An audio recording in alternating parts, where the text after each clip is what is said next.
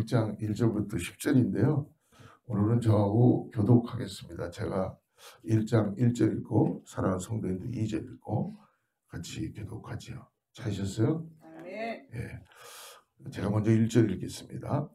베냐민 땅 아나돗의 제사장들 중 hil기야의 아들 예레미야의 말이라. 아몬의 아들 유다왕 요시야가 다스린 지 13년에 여호와의 말씀이 예레미야에게 임하였고, 요시야의 아들 유다의 왕 여호와김 시대부터 요시야의 아들 유다의 왕 시드기야의 11년 말까지 곧 5월에 예루살렘이 사로잡혀 가기까지 임하니라. 여호와의 말씀이 내게 임하니라 이르시되, 내가 너를 모태에 짓기 전에 너를 알았고 내가 배에서 나오기 전에 너를 성별하였고 너를 여러 나라의 선지자로 세웠노라 하시기로, 내가 이르되 스푸도소이다 주 여호와여 보소서, 나는 아이라 말할 줄을 알지 못하나이다 하니, 여호와께서 내게 이르시되 너는 아이라 말하지 말고 내가 너를 누구에게 보내든지 너는 가며 내가 내게 무엇을 명령하든지 너는 말할지니라. 너는 그들 때문에 두려워하지 말고 내가 너와 함께하여 너를 구원하리라. 나 여호와의 말이니라 하시고, 우리 9절 10절 같이 읽죠. 여호와께서 그의 손을 내밀어 내 입에 대시며 여호와께서 내게 이르시되, 보라 내가 내 말을 내 입에 두었노라. 보라 내가 오늘 너를 여러 나라와 여러 왕국 위에 세워 내가 그것들을 뽑고 파괴하며 파멸하고 넘어뜨리며 건설하고 심게 하였느니라 하시니라. 오늘 주님께서 우리에게 복된 날 주심을 감사합니다. 사랑하는 성도님들, 오늘 새벽을 깨면 나온 여러분들이 모두 다 복된 날이 되시기를 축복합니다. 하나님은 그 시대마다 항상 그러니까 암묵한 시대, 소망이 없는 시대에 하나님은 하나님의 사람들을 깨우십니다. 그리고 그들을 통해서 하나님은 말씀해 주시고요, 하나님께서 하실 일들을 보게 해 주시죠. 오늘 우리가 나누는 이 구약의 예레미야도 말 그대로 눈물의 선지자라고 그렇게 표현해 주고 있죠. 그만큼 시대가 어려운 시대였습니다. 그럴 때 하나님께서 예레미야를 통해서 하나님의 뜻과 하나님의 말씀을 허락해 주시는 것입니다. 그래서 오늘부터 한 2개월 정도 우리가 믿음의 이 예레미야서를 통해서 믿음의 여정을 함께 가겠는데요. 여러분들 함께 같이 하나님의 말씀을 따라서 나아가시길 바랍니다. 구약 성경에는 17권의 선지서가 있습니다.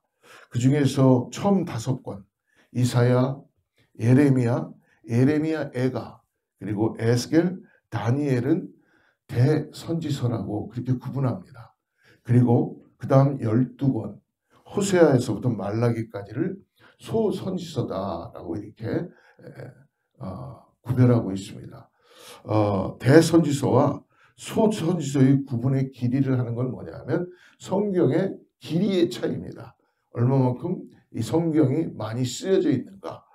근데 예레미야가 특별히 예레미야 애가는 5장밖에 안 되는데 왜 대선지자로 분리가 되어 있느냐 하면 선지서로 예레미야가 썼기 때문에 그렇게 분리를 시킨 것입니다. 그렇기 때문에 오늘 특별히 이사야는 66장으로 구성되어 있어요. 또 더 나가서 예레미야는 52장으로 구성되어 있지만 내용적으로는 단어수나 내용적으로 보면 예레미야가 훨씬 더 많고 내용이 더 많다는 것입니다. 그렇기 때문에 이 소선지서 12권보다 더 길다는 것이죠. 그러니까 우리 성경으로 하면 150편으로 구성된 시편이 가장 길지만 이 사용된 단어 수로 하면 시편보다 예레미야가 더 많습니다. 그래서 실제적으로 신학자들이나 성경을 분리할 때 성경에서 가장 긴 책은 바로 예레미야다라고 그렇게 분리를 하게 되는 겁니다. 그래서 여러분들 참고로 우리가 예레미야를 나아갈 때 오늘 같이 서론 부분을 좀 같이 보았으면 좋겠습니다. 예레미야 선지자는 조국 유다가 망할 때 시드기야 왕이 두 눈이 뽑힐 정도로 쇠사슬에 결박되어서 많은 백성들과 함께 바벨론으로 끌려가는 자기의 민족들이 끌려가는 그거를 겪게 됩니다. 그뿐만 아니라 제사장들이 성전에서 죽임을 당하는 것도 보게 됐고요. 심지어 여인들이 먹을 것이 없어서 자기의 아이들을 먹을 정도까지 양식이 부족한 그런 일들을 갖게 되었습니다. 또한 이사야 선지자는 여선지자였던 아내와 결혼하여 두 아들도 낳았지만 하나님께서 예레미야 선지자에게는 결혼도 하지 말고 자녀도 두지 말라라고 그렇게 말씀해 주셨어요. 그것뿐만 아니라 표적을 행한 적도 예레미야는 한 번도 없었습니다. 그가 전하는 말씀은 그러므로 사람들이 듣기 싫어했어요. 이유가 뭐냐면 이 거짓 선지자들이 그때 많았겠죠. 시대가 여러분 어렵잖아요. 지금도 마찬가지입니다. 이단이 그때 많이 일어나요. 거짓 선지자들이 많이 일어나요. 시대가 암울하고 막 뭔가 혼동스러우면요. 사람들이 마음을 둘 데를 없기 때문에 마음을 뺏어가는 미혹된 영들이 너무나 많아진다는 겁니다. 그러니까 사람들이 어떻게 하냐면 자꾸 뭘 찾아다니는 거예요. 막 찾아다니면서 헤매이다가 결국은 이 갈급함을 채우지 못하고 방황하는 경우가 많이 있었던 상황을 볼 수 있습니다. 그 거짓 선자들인 유다가 망해서 포로로 끌려갈지라도 2년 내지 3년이면 돌아올 것이다라는 거짓 예언을 하게 되는 하나님이 주신 것이 아니에요. 근데 예레미야는 분명히 하나님께 말씀을 받고 백성들을 준비시키고 하나님 앞으로 나오게 하기 위해서 예레미야는 70년이 지나야 돌아온다고 했어요. 성경대로 이루어졌죠. 돌아온다는 분명한 하나님의 그 뜻을 전했어요. 근데 사람들은 어떻습니까? 믿지 않는 거예요. 왜? 고통스러우니까. 이 거짓 선지자들이 2, 3년 만에 우리가 다시 회복될 거다라는 거는 달콤한 거고 우리가 금방 그냥 이렇게 살아도 좀 될 거다라니까 그 말을 믿고 예레미야처럼 진정한 선지자가 70년이 되어야 우린 뭐 회복될 거다라는 그러한 말씀은 믿지 않고 대래 예레미야를 핍박하고 그리고 예레미야를 매국노처럼 여겼던 것입니다. 그래서 하나님 앞에 그는 할 수 있는 게 딱 한 가지였어요. 뭐예요? 늘 눈물로 울 수밖에 없었습니다. 여러분 어떠세요? 정말 하나님께서 여러분들에게 하나님을 바라보고 나가다 보면 여러분 눈물이 있을 수밖에 없습니다. 우리의 삶에 여러 가지 고난과 아픔도 있지만 하나님을 기억하고 하나님의 말씀이 임할 때마다 우리는 왜 눈물을 흘리는 겁니까? 내 자신이 너무나 부족하니까. 더 나아가서 하나님의 뜻은 지금 있는데 그것을 내가 할 수가 없기 때문에 우리는 눈물을 흘릴 수밖에 없는 거고 하나님의 그 역사를 보기 위해서 우리는 또 일어나서 가는 줄 믿습니다. 여러분 하나님의 말씀이 외면받는 사회였고 이 유다 백성들은 하나님을 무시하던 암울한 시대였어요. 희망이 보이지 않고 하나님의 심판만이 남아있는 이 어려운 시대였습니다. 바로 이때 하나님의 말씀을 받은 예레미야가 오늘 나타나게 되는 겁니다. 오늘 예레미야가 하나님의 부르심을 받던 시대, 예루살렘의 죄악으로 물들었던 시대, 하나님의 말씀을 지키는 사람이었고 하나님을 찾는 사람도 없었습니다. 오늘 3절 말씀을 한번 보십시오. 3절 요시아의 아들 유다의 왕 여호와김 시대부터 요시아의 아들 유다의 왕 시드기야의 11년 말까지 곧 5월에 예루살렘이 사로잡혀 가기까지 이만이라. 이 남유다의 후반기에 존경받는 왕이었던 이 요시아의 말년부터 그의 자녀들이 왕이 되던 때는 예루살렘이 타락할 대로 타락하게 됐다. 여러분 우리가 그리스도를 바라보고 살아가지 못하면 세상 속에 그냥 흘러가는 그런 존재들밖에 될 수밖에 없어요. 그래서 오늘도 우리는 또 이렇게 깨어서 기도하는 거고 하나님의 뜻이 무엇인지를 우리가 정말 깨어서 깨어서 봐야 될 줄 믿습니다. 이 예루살렘 성전은 하나님을 향한 온전한 예배가 사라지기 시작합니다. 그냥 형식만 남아있고 이 성전에서 온갖 불법과 이런 것들로 성행하다 보니까 이 불법의 온상이 되었습니다. 이 같은 죄악들로 인해서 하나님의 심판이 얼마 남지 않은 상황이 된 것이죠.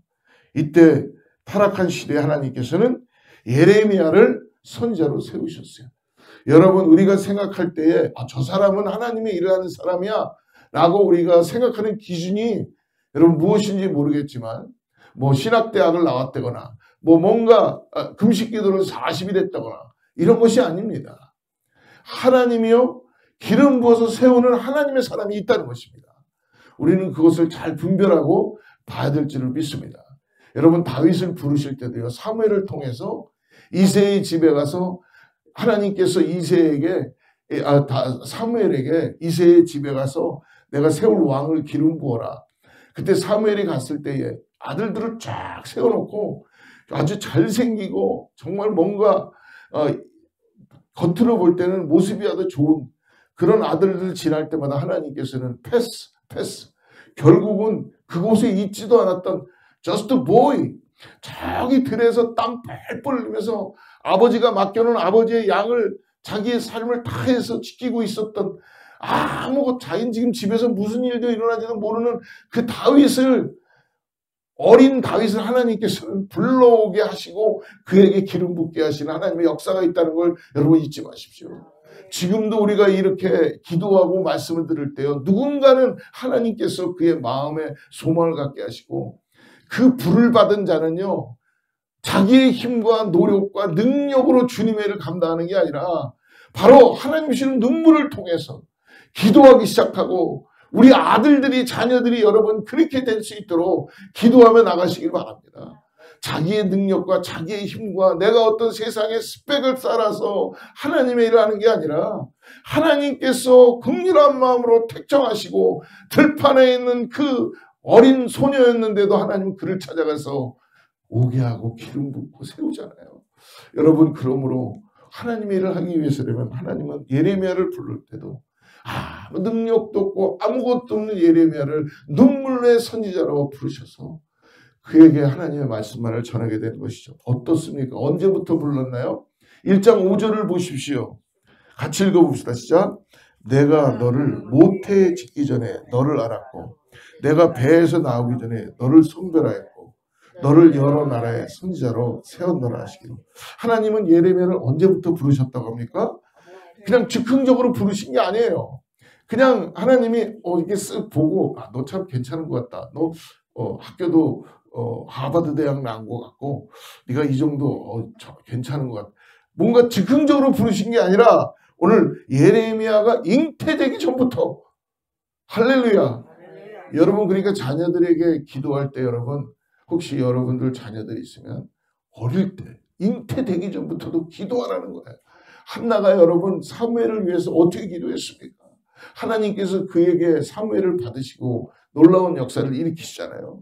오늘 하나님의 놀라운 섭리 가운데 부르신 것입니다. 하나님의 부르심에 대한 예레미야의 반응이 오늘 어땠나요? 오늘 6절을 보십시오. 같이 읽어보죠. 예레미야가 내가 이르되 슬프도소이다. 주여하여 보소서 나는 아이라 말할 줄을 알지 못하네. 자기를 아이라고 해요. 나는 말할 줄도 모른다. 죄송하지만 세상 말로 얘기하면 주님이 나를 불렀으면 할렐루야 주님 내가 여기 있습니다. 나를 그러게 맞잖아요. 근데 오늘 어떻게 하겠습니까? 예레미야는 주님 하나님 나는 아이입니다. 말할 줄도 모릅니다. 저는 이게 바른 자세라고 봅니다. 여러분 정말 하나님 앞에서 우리가 아이 같은 존재 아닙니까? 정말 우리가 하나님 앞에 어떤 말을 할 수가 있겠습니까? 오늘 예레미야는 그런 마음을 가지고 있어요. 민족의 멸망을 선포하고 주변 강백대 심판을 선포한 일이 예레미야에게는 어떤 일로 다가오는 겁니까? 자신이 있어요. 그보다도 하나님이 아니시면 이 일은 할 수 없습니다. 두려운 일입니다. 라는 마음을 갖는 거죠. 하지만 두려움 가운데 예레미야에게 하나님께서는 오늘 두려움 속에 있다 보니까 하나님이 그 말씀하시는 게 들려오는 거예요. 할렐루야. 내가 연약하다는 걸 느끼니까 광야로 나가는 겁니다. 내가 아무것도 없다는 걸 알다 보니까 현실이 보이는 거예요. 내가 할 수 없다는 걸 인정하니까 주님의 음성이 들려오는 거예요. 오늘 8절 보십시오. 같이 읽어봅시다. 너는 그들 때문에 두려워하지 말라. 내가 너와 함께하여 너를 구원하리라. 나 여호와여. 내 마음이 두렵고 내가 할 수 없고 내가 연약한 존재고 내가 정말 먼지 같은 존재고 내가 진흙입니다라는 이 고백이 우리에게 정말 이루어질 때 여러분, 하나님의 그 놀라운 능력과 하나님의 음성이 들려오는 것을 경험하게 될 줄을 믿습니다. 진짜 실체가 보인다는 거예요. 나라는 존재의 실체가 보이는 거고, 내가 얼마나 진리가 아닌 걸 붙잡고 있고, 내가 얼마나 복음이 아닌 걸 붙잡고 있고, 내가 생명이 아닌 걸 붙잡으면서 지금 하나님께서 나에게 말씀하시는 게 들려오지 않을 수 있다는 것입니다. 여러분, 내가 부족하고 내가 연약하고 내가 아이입니다 라는 이 고백이 드려질 때만이, 주님, 나는 어떻게 해야 될지 모르겠습니다, 나에게는 방법이 없습니다, 길이 없습니다 할 때 여러분, 하나님께서는 길을 여시고 하나님의 역사를 보게 해줄 줄을 믿습니다. 예레미야는 자신을 부르시고 사명을 주시니 두려웠지만 하나님께서는 예레미야와 함께 하시겠다고 약속하시고 두려움과 염려 가운데서 구원해 주시겠다고 말씀하셨습니다. 사랑하는 성도 여러분, 하나님이 나와 함께 하신다는 이 믿음과 확신이 있다면 결코 우리는 두려워하지 않을 것입니다. 결코 우리가 두려워하는 이유는 뭐예요? 내가 아직도 주인이 바뀌지 않아서 그런 거예요. 저도 목사지만 내 힘과 내 노력과 내 능력으로 하다 보면요, 주님이 보이지 않아요. 그런데 오늘 내가 정말 아무것도 아니고 주님 도와주세요 라는 이 고백을 하고, 주님 내가 납작 엎드리며 주님께 정말 내 마음을 드리고 나가면요, 주님은 언제 그랬냐듯이 내 안에 두려움을 다 걷어가시고, 그리고 내가 바라는 정욕과 욕심들을 다 걷어가시며 하나님의 역사하심을 보게 해줄 줄을 믿습니다. 사랑하는 성도 여러분, 오늘 그러므로 예레미야와 함께 하시고 구원해 주시겠다고 약속해 주신 하나님은 예레미야를 부르신 목적에 대해서 분명히 말씀해 주십니다. 10절 말씀인데요, 같이 읽어보죠. 보라, 내가 오늘 너를 여러 나라와 여러 왕국 위에 세워 내가 그것들을 뽑고 파괴하며 파멸하고 넘어뜨리며 건설하고 심게 하느라. 할렐루야. 여러분, 하나님께서 우리에게 말씀을 주시면 할렐루야. 우리가 방황하는 이유가 뭔가요? 오늘도 우리가 고민하고 우리가 계속적으로 기도하는 이유는 뭐냐면, 하나님의 말씀이 우리에게 들려오지 않으니까 자꾸 사람들은 그걸 못 찾고 방황하는 거예요. 근데 여러분, 오늘 예레미야는 하나님의 말씀이 들려온 거예요. 자기가 들으려고 들은 게 아니라 나라는 존재가 누구라는 걸 깨닫고, 그러니까 하나님이 That is true. 내가 정말 너에게 이렇게 역사한다라는 그 말씀이 들려오는 거예요. 여러분, 하나님의 말씀은 여러분 보증입니다. 여러분, 보험들 다 들으셨죠? 그건 일시적인 보험이에요. 여러분, 우리 교회 건물이 지금 보험회사랑 지금 딜을 하고 있잖아요. 보험회사가 빨리 해줘야 되는데, 그죠? 근데 여러분, 예, 할렐루야. 하나님의 보험이 진짜 보험이라는 거 잊지 마시기 바랍니다. 아예 목사님, 그래도 세상의 보험이 그래서 나에게는 더 유효한데요. 여러분, 하나님의 보험이 우리 가운데 있다는 걸 꼭 잊지 마세요. 오늘 주님의 보험, 나에게 말씀을 주시는 이 말씀을 붙잡고 오늘도 할렐루야 나아가는 우리 모두가 되기를 주님으로 축복합니다. 하나님은 분명한 뜻을 전해주시고 이제 두려움이 사라지기 시작하며 오늘 그 약속을 하나님만을 믿고 예레미야는 하나님의 부르심에 응답할 수가 있다는 것입니다. 오늘 하루 여러분 어떻게 행복한 삶, 복된 삶, 두렵지 않은 삶을 보낼 수 있을까요? 여러분, 오늘 주님을 의지하십시오. 주님을 의지하고 주님과 함께 동행하는 우리 모두가 되기를 축복합니다. 주님을 인정하십시오. 내 안에는 막 오호라 곤고한 자로다 바울의 고백처럼 막 싸우죠. 왜? 내 생각과 내 뜻과 내 계획과 내 감정과 이런 것들이 더 나타나니까. 그래도 여러분 꼭 기도하시고 주님을 의지하십시오. 주님께 내 마음을 아이처럼 내려놔 보십시오. 주님, 나는 주님이 필요합니다. 나를 좀 도와주세요. 길을 찾을 수 없습니다. 내 마음을 내가 어떻게 할 수가 없습니다. 이 방황하는 내 마음 주님 도와주셔서 그 길을 걸어갈 수 있도록 도와주세요. 그럼 주님은요, 바로 손을 내밀어 주셔서 말씀해 주시고 나를 회복시켜 주시고, 그리고 주님께서 원하시는 곳으로 나를 인도해 가시며 오늘 하루가 복된 인생 될 수 있도록 인도해 주신 줄을 믿습니다. 사랑하는 성도 여러분, 오늘 예레미야를 통해서 우리에게 주시는 건 사명이 있다는 걸 잊지 말라는 겁니다. 우리가 그냥 구원받고 살아가는 인생이 아니라 왜 우리가 함께 모여서 예배하고 함께 서로가 어렵지만 공동체를 이뤄가는 이유는 우리에게 주어진 사명이 있다는 거야. 그래서 우리 각자 지체로 불러서 너는 요곳에 있어라. 너는 이 일을 해라. 너는 이 팔의 역할을 해라. 너는 이 일을 담당해라고 주님이 우리를 각자 마치 퍼즐을 맞춰가듯이 맞춰가고 있다는 걸 잊지 마세요. 성도님 한 분이 그 퍼즐을 꼭 맞춰주셔야지만이 그리스도의 몸을 이뤄가며 나아가고 있다는 걸 잊지 마시고 오늘도 그리스도의 몸을 생각하며 나가는 우리 모두가 되기를 주로 축복합니다. 기도하겠습니다. 하나님 아버지 감사합니다. 오늘 사랑하는 성도님들이 이 예레미야를 통해서 주님의 뜻을 바라보고 주님의 놀라운 은혜를 통하여 나아가기를 원합니다. 하나님 우리에게 말씀하여 주셔서 이 말씀을 통하여 나의 삶이 오늘도 기쁜 삶, 주님과 동행하는 삶, 세상을 향하여 하나님께서 맡겨주신 사명을 감당하는 그런 삶이 될 수 있도록 역사하여 주시옵소서. 오늘 하루 주님 우리 사랑하는 성도님들을 축복합니다. 새벽을 깨어나는 사랑하는 성도님들이 하나님께 간절히 기도할 때 하늘을 열어주시고 하나님의 역사하심 볼 수 있는 능력이 나타나게 하여 주시옵소서. 주여 우리가 주님과 함께 동행하는 믿음의 삶 되게 하여 주셔서 하나님 역사하여 주신 걸 보게 하여 주시옵소서. 아버지 간절히 기도하는 제목들이 있습니다. 아버지 질병 가운데 성도 있습니다. 아버지 잉태되게 하여 기도하는 자녀들의 기도가 있습니다. 주여 들어주시고 응답하여 주시고 하늘의 문을 열어서 오늘도 함께하여 주시옵소서. 예수님의 이름으로 간절히 기도드립니다.